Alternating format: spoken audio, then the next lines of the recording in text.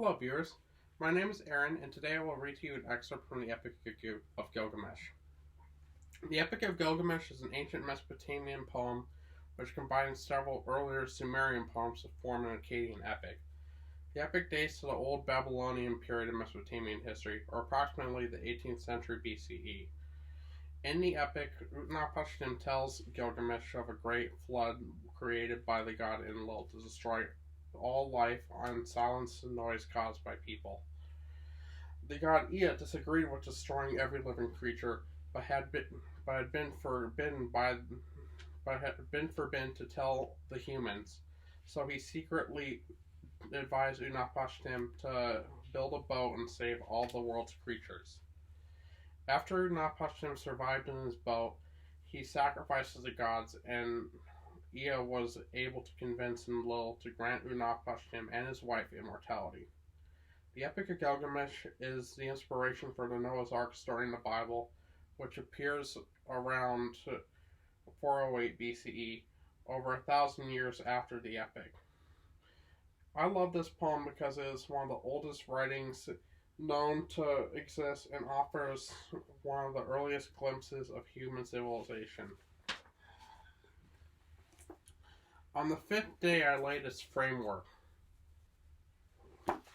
One iku was its floor space. 120 cubits each was the height of its walls.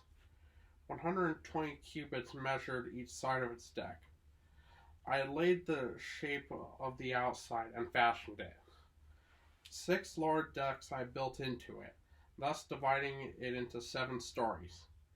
Its ground plan I divided into 9 sections. I drove water stoppers into it.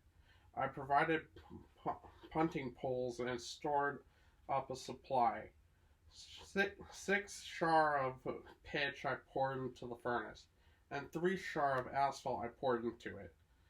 3 shar of oil the basket carriers brought, besides the shar of oil which the saturation of the water stoppers consumed.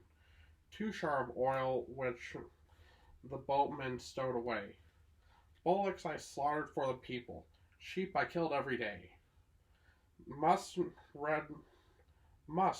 wine, oil, and white wine I gave the workmen to drink as if it were river water, so that they made a feast as on New Year's Day. Ointment I put on my hands. The ship was completed.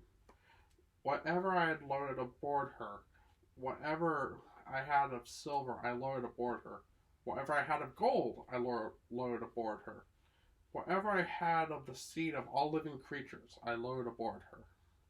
After I caused all my family and relations to go up into the ship, I caused the game of the field, the beasts of the field, and all the craftsmen to go into it. Shamash set for me a definite time. When the leader of the storm causes a destructive rain to rain down in the evening, enter the ship and close thy door. That definite time arrived. In the evening, the leader of the storm caused a destructive rain to rain down. I viewed the appearance of the weather. The weather was frightful to behold. I entered the ship and closed my door. For navigation of the ship to the boatman Pozor Amuri, I entrusted the mighty structure with its goods. As soon as the first shimmer of morning beamed forth, a black cloud came up from out the horizon. Adad thunders within it. While Shulat and Hanish go before, coming as heralds over hill and plain, Iragal puts out the mast. Nanutra comes along and causes the dikes to give way. Anunnaki raises their torches, lighting up the land with their brightness.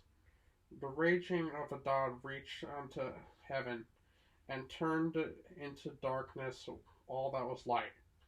The land he broke like a pot. For one day the tempest blew, past it blew, and like a battle it came over the people. No man could see his fellow. The people could not be recognized from heaven. Even the gods were terror-stricken at the deluge. And the gods sat, bowed and weeping. Covered were their lips. 6 days and 6 nights the wind blew, the downpour, the tempest, and the flood overwhelmed the land. When the seventh day arrived, the tempest, the flood, which had fought like an army, subsided in its onslaught. The sea grew quiet, the storm abated, the flood ceased. I opened a window, and a light fell upon my face. I looked upon the sea.